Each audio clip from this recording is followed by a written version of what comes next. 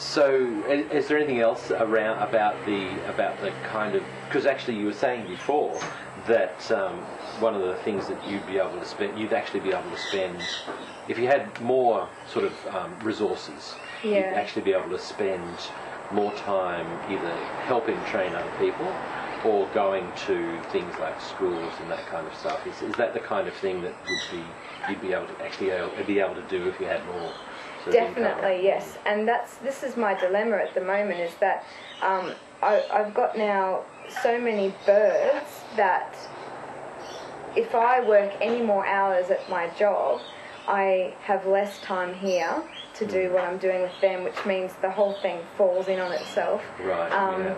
But I'm not working enough hours to fund the amount of birds that I've got, and so basically I have no free time whatsoever. I'm either at work or I'm here doing bird stuff. So I have all these dreams and all these ideas about training people to help me, and going to schools and educating kids and doing pet bird ownership training programs.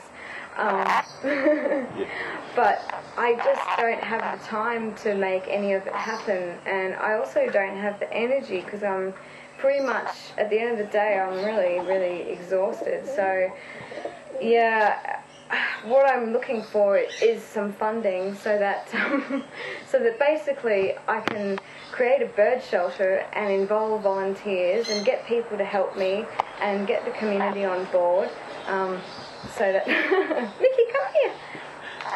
So that I can be freed up to do more education, and to, if there was a bird shelter, it would free up other wildlife carers to concentrate on other animals. Oh, sorry, Nikki. Because that's actually, because what you've been talking about up to this point is actually simply being able to apply resources to what already exists, because you don't have enough money or funding or time or anything like that to actually even achieve how you'd like to, in the current situation. Yeah. But beyond that, it sounds like, from what you've spoken about before, is that if you had more resources and therefore, in a sense, more time, you'd actually be able to spend more time developing a larger project, which would involve more people, jobs actually for people, in the area of animal veterinary science and all of that kind of stuff. And all. Absolutely. So it's not just this sort of daily getting through the daily process, but actually a larger vision.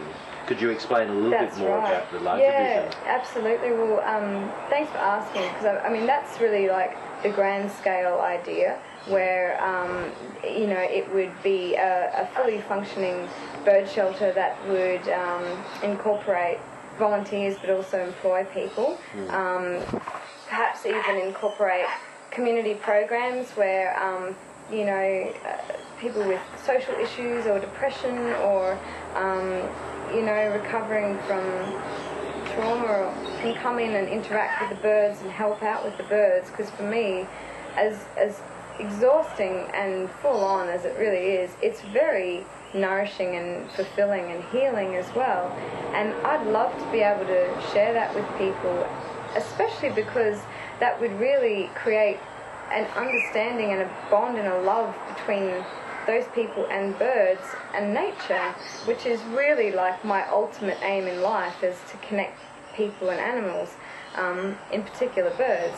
So I like the idea very much of being able to bridge those two, and in the operation of a bird shelter and involving the community and involving staff and involving volunteers. Yeah.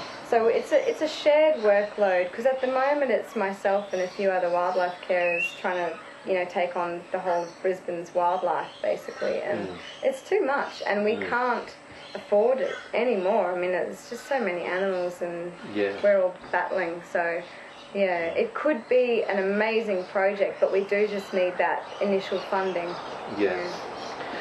I'm wondering if this is just an aside, but I'm wondering if there's anything else that closing remarks, or do we need to kind of stop and work out what other questions we might need to ask? Yeah.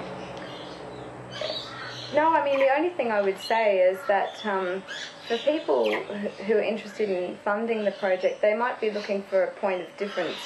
What do I do that's different to other animal carers or other animal shelters or other wildlife carers? And I suppose my individual point of difference is that I really do specifically just care for birds, but I care for all birds. So that's pet birds, wild birds, domestic birds, injured, orphaned, the whole lot. So I don't discriminate between them. There's a lot of carers who are very particular about what they'll take. So a lot of the birds I get really are in quite a bad shape, and there's nowhere else for them to go once they've come here.